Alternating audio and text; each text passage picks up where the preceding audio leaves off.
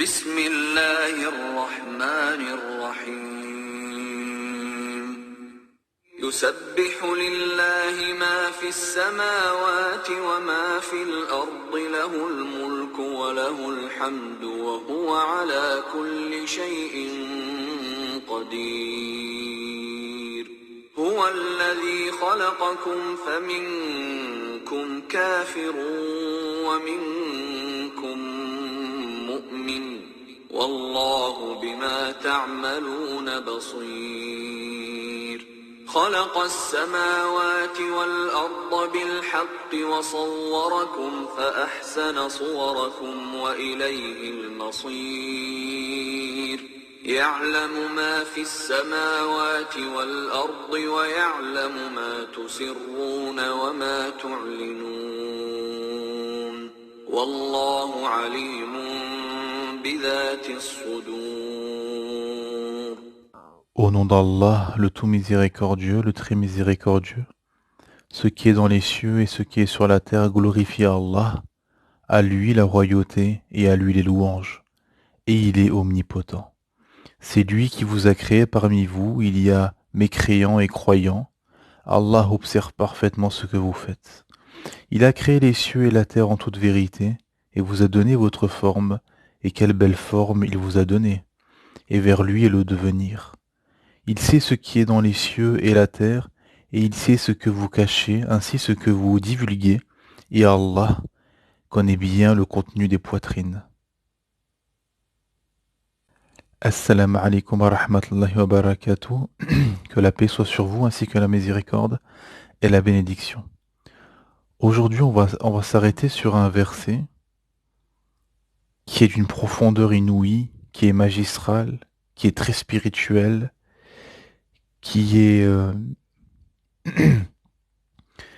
qui nous explique ce qui se passe dans les cieux, sur la terre, ce qui nous échappe, ce qui nous échappe à tous en tant qu'être humain insignifiant, hein,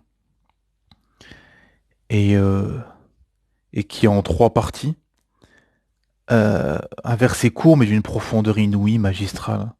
Donc c'est le premier verset de la sourate 64, la sourate Taghabun, hein, où Allah Ta'ala nous dit Yusabbihu lillahi ma fi samawati wa ma fi al-ard, lahul mulku wa lahul hamd, wa huwa ala kulli shay'in qadir.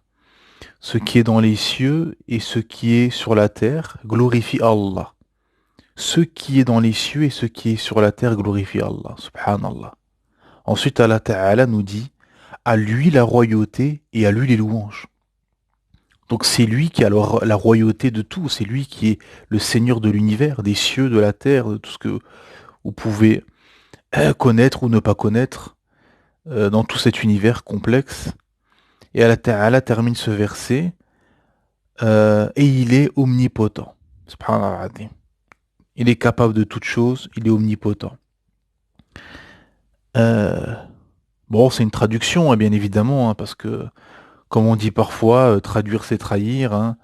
Donc on ne pourra jamais arriver à une traduction à 100%, hein, parce que la langue arabe est tellement complexe, nuancée, c'est une des langues les plus nuancées au monde, la langue qui a le plus de verbes, etc. Alors que dire du Coran qui est la parole du Créateur Allah subhanahu wa ta'ala. Mais voilà, c'est pour ça qu'on dit souvent traduction dans le sens rapproché. Et dans ce verset magistral, justement, on s'aperçoit... moi, la première fois de ma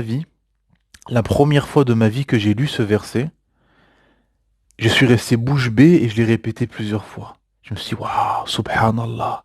Yusabbihu lillahi ma fi samawati wa ma fil ard. Lahul mulku wa lahul hamdu wa huwa ala kulli shay'in qadir. Tout ce qui est dans les cieux et sur la terre glorifie Allah.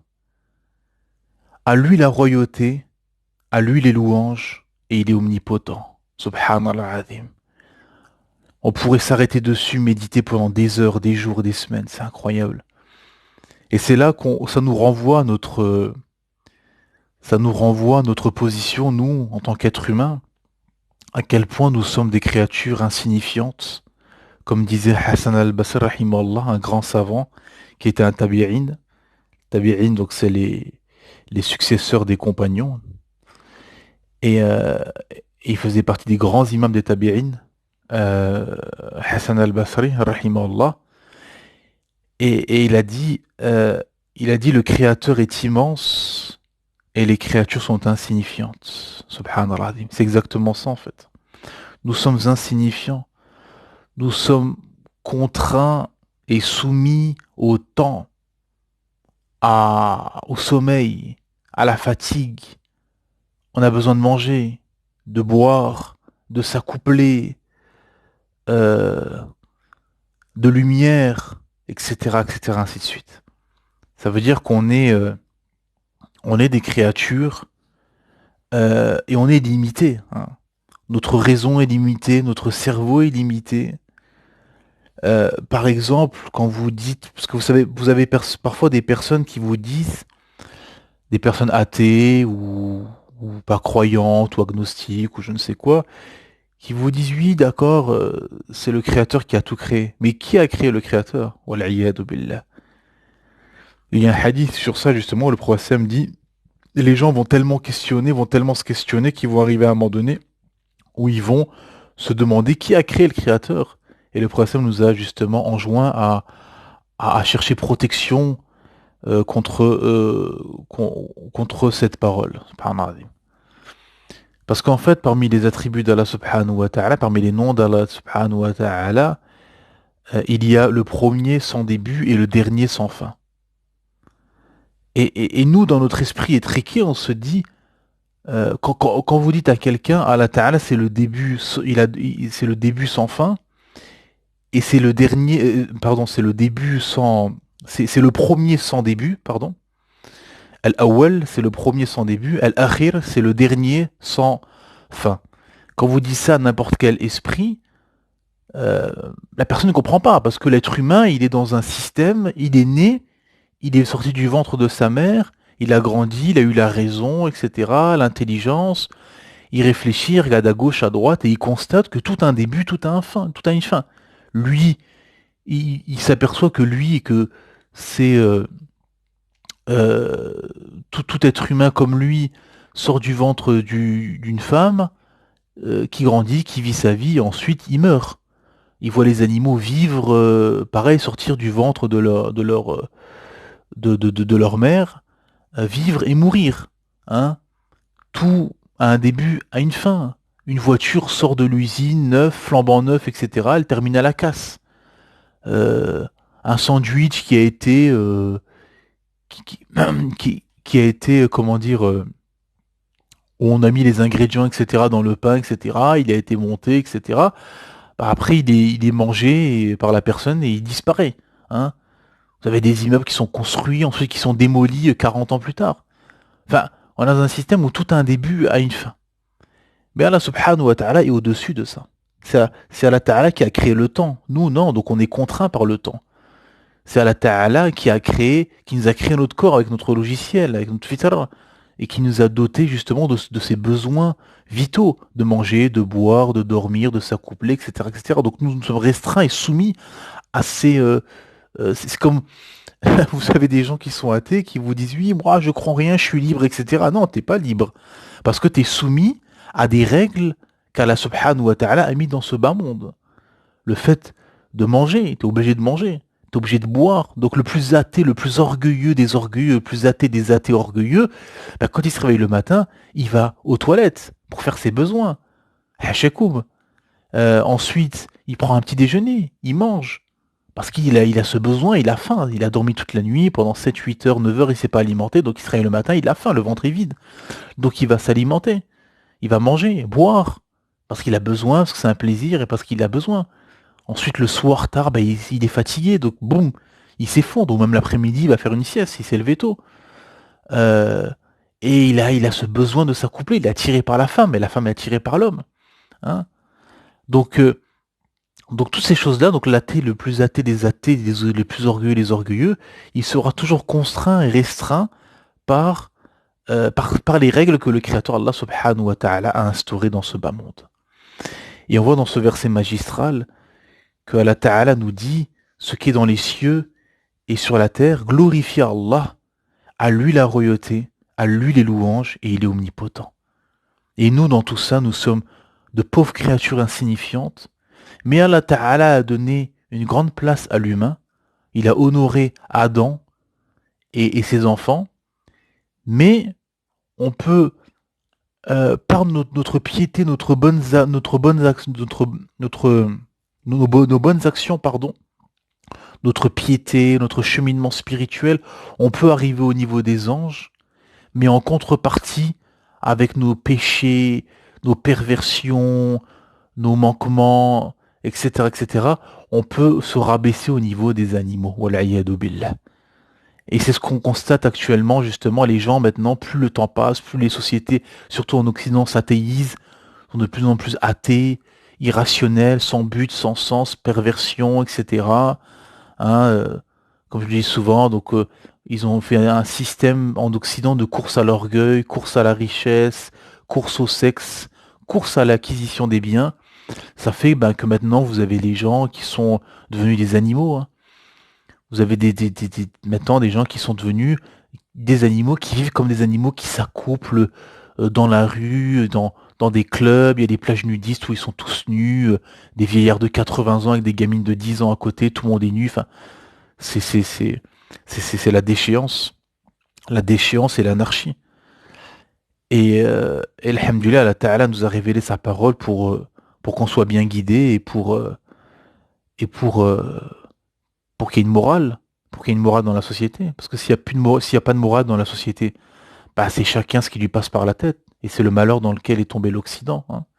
Chacun réfléchit que sa raison erronée, limitée, et chacun revendique des droits. Oui, moi je veux me mettre une trompe d'éléphant dans le dos, quoi, vous êtes contre, vous n'êtes pas d'accord, vous êtes un éléphantophobe. Enfin, vous voyez, le délire va de plus en plus loin et va aller de plus en plus loin, malheureusement, c'est inéluctable. Hein. Parce qu'après, ces gens-là sont soumis à Shaitan et Satan s'amuse avec eux. Hein. Parce que Satan, Allah a promis à Allah Ta'ala d'égarer l'humanité et de faire changer la création, de la faire changer la création d'Allah Subhanahu wa Ta'ala. Et donc voilà ce verset magistral où les cieux, la terre glorifient tout ce qui est dans les cieux et la terre glorifie Allah Subhanahu wa Ta'ala. À lui la royauté. Ça veut dire que si c'est comme le verset, parce que si on s'arrête à chaque fois, regardez, ce qui est dans les cieux et ce qui est sur la terre glorifie Allah.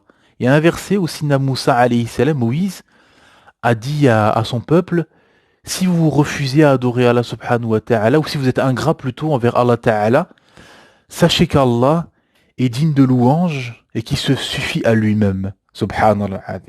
C'est-à-dire que toutes les créatures louent Allah ta'ala. Les animaux, la végétation, tout ce qui est autour de toi, la faune, la flore, tout ce qui est inerte ou vivant, les anges bien évidemment, glorifient Allah subhanahu wa ta'ala. Et toi en tant qu'être humain, si tu te refuses, tu te seras condamné toi-même, parce que derrière, pour l'humain et les djinns, comme il y a le libre arbitre, c'est pour ça que le verset d'après, qui a été récité au début de la vidéo, où Allah Ta'ala dit, traduction dans le sens, c'est lui, donc Allah, qui vous a créé parmi vous, il y a mécréants et croyants. Et Allah observe parfaitement ce que vous faites. Ça veut dire que Allah Ta'ala a donné ce libre arbitre à l'humain. L'humain a le libre arbitre, mais, bien évidemment, derrière, comme il y a le libre arbitre, il y a la sentence derrière.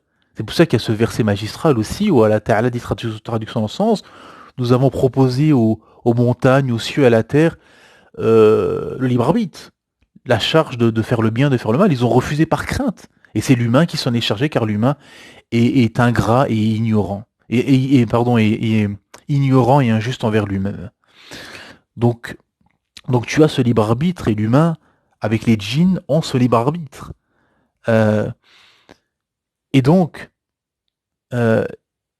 alhamdoulilah, tout ce qui est dans les cieux et la terre, adore Allah subhanahu wa ta'ala. Toi, tu as juste l'occasion d'adorer Allah ta'ala pour accéder à son paradis, à son vaste paradis, via sa miséricorde, ce que je vous souhaite ainsi qu'à moi, et d'éviter l'enfer.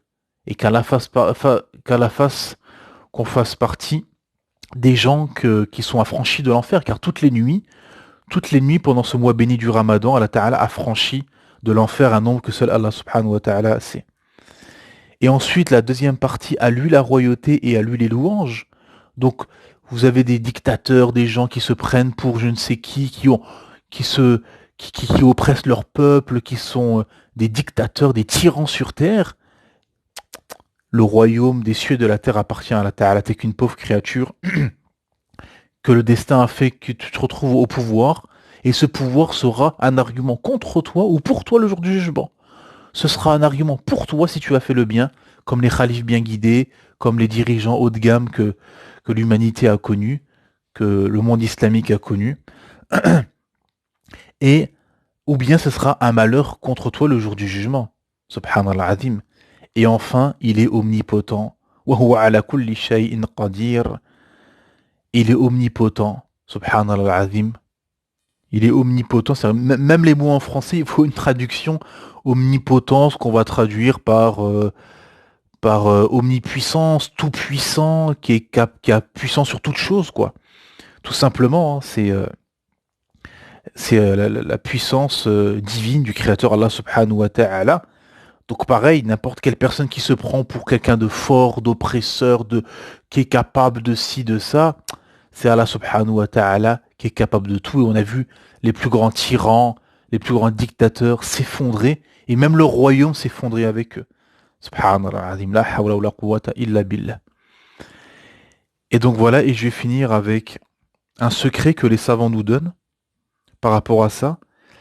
C'est que vous savez, quand vous allez dans les champs, et ça même les mécréants, même les non-musulmans le constatent, quand vous allez dans les champs, quand vous allez dans les montagnes, dans les forêts, les lacs, les endroits un peu en dehors, le désert, etc., les endroits un peu en dehors des villes, dans les campagnes où il y a plus de végétation que d'immeubles, il y a plus d'animaux que d'êtres humains, et des endroits un peu plus paisibles, hein, des lacs, des rivières, des forêts, de la campagne, etc.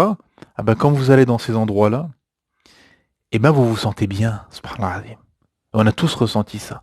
Quand on va dans ces endroits, on se sent bien, on se sent apaisé, on se sent, c'est agréable, quoi. Ah ben, les savants nous donnent comme sagesse et comme secret, en nous disant que vous vous sentez bien dans ces endroits-là, parce que ces endroits-là glorifient Allah subhanahu wa ta'ala. Parce que comme Allah ta'ala nous dit que tout ce qui est dans les cieux et la terre glorifie Allah ta'ala, la végétation, les animaux, tous glorifient Allah ta'ala, et seul Allah sait comment, il y a un verset où Allah ta'ala dit seul Allah ta'ala sait comment les animaux glorifient, ou adorent plutôt Allah subhanahu wa ta'ala. Et ben, dans ces endroits-là où la végétation, la faune, la flore, tout ce qui est vivant, inerte autour de toi, les animaux, etc., glorifient Allah, ah ben ça fait que tu te sens apaisé dans ces endroits-là. Contrairement à des centres-villes où ces enjeux remplis de chiatine, de vices, d'orgueil, d'hypocrisie, d'alcool, de prostitution, de fornication, de tromperie, de perversion, de corruption, etc. Où là vous vous sentez pas bien et on le constate. Hein. Parfois vous allez dans des endroits, dans des centres-villes, dans des magasins, dans certains endroits où vous vous sentez pas bien, vous vous sentez votre fitra, subhanallah adim, au fond de vous, vous sentez que c'est pas, cet endroit, il est pas bien, il est pas propre, il est pas apaisé, vous vous sentez pas apaisé, hein. C'est pas des endroits, ce n'est pas des endroits apaisants où on ne se sent pas apaisé, on se sent pas en sécurité même, limite. Alors qu'en contrepartie, au contraire, quand on va dans les campagnes, les forêts, les bois, les montagnes, les déserts, les endroits où il y a de la végétation, des animaux, etc., eh ben on se sent apaisé, on se sent, alhamdulillah, même en sécurité, parce que justement, les savants nous donnent comme secret ces endroits-là où l'adoration et la glorification est à profusion, et forcément, ben, votre âme, elle se sent apaisée au milieu de ces endroits, euh, de ces endroits de glorification. Subhanakallahu bihamdik, shadu an la ilaha illa ant, astaghfiruka wa atubu ilayk.